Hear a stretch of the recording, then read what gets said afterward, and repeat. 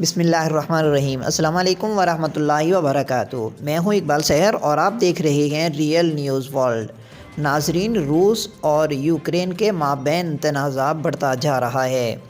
برطانیہ نے اعلان کیا ہے کہ وہ یوکرین کو ٹینک شکن میزائل فراہم کرے گا۔ برطانیہ کی طرف سے یوکرین کو ٹینک شکن میزائل فراہم کرنے کا اعلان ایک ایسے وقت میں سامنے آیا ہے جبکہ روس نے یوکرین کی سرحد پر کم از کم 1,00,000 سپاہی تعینات کر دیے ہیں۔ برطانیہ نے کہا ہے کہ وہ یوکرین کو اپنے دفاع کے لیے قلیل فاصلے تک مار کرنے والے ٹینک شکن میزائل فراہم کر رہا ہے۔ برطانیہ کے وزیر دفاع بین والیس کی جانب سے یہ بیان ایسے وقت میں سامنے آیا جب روس یوکرین کے ساتھ سرحد پر تقریباً 1,00,000 سپاہی تعینات کر چکا ہے۔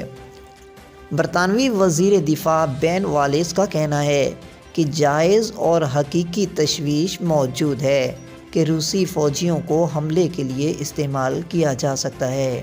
روس نے حملے کے کسی بھی منصوبے کی تردید کرتے ہوئے مغرب پر جارحیت کا الزام عائد کیا ہے۔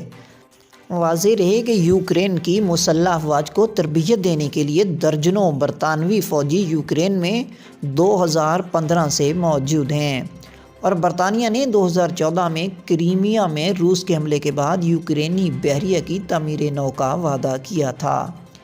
برطانوی وزیر دفاع بین والیس نے کہا کہ برطانیہ روس کے بڑھتے ہوئے پرخطر رویے کی روشنی میں سیکیورٹی میں اضافی مدد فراہم کرے گا۔ برطانوی وزیر دفاع نے ارکان پارلیمنٹ کو بتایا کہ یوکرین کو اپنی سرحدوں کے تحفظ کا پورا حق حاصل ہے اور امداد کا یہ نیا پیکیج ایسا کرنے کی اس کی صلاحیت کو مزید بہتر بنائے گا۔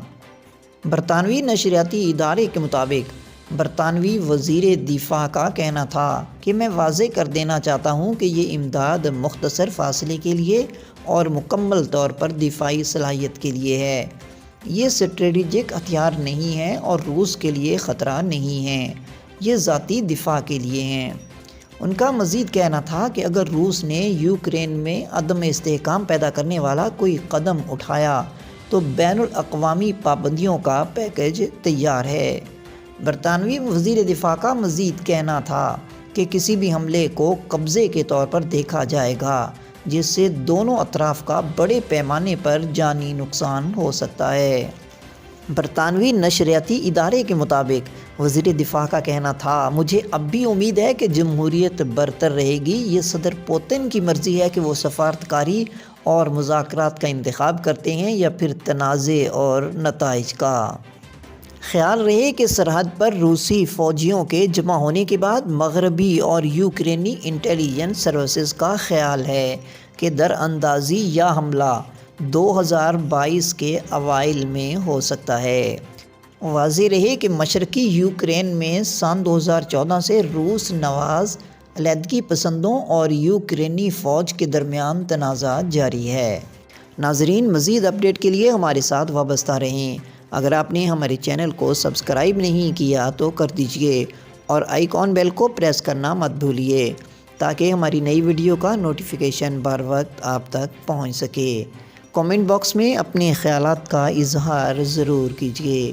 مجھے دیجیے اجازت۔ میں ہوں اقبال سحر اور آپ دیکھ رہے تھے ریئل نیوز ورلڈ۔ اسلام زندہ باد، پاکستان پائندہ باد۔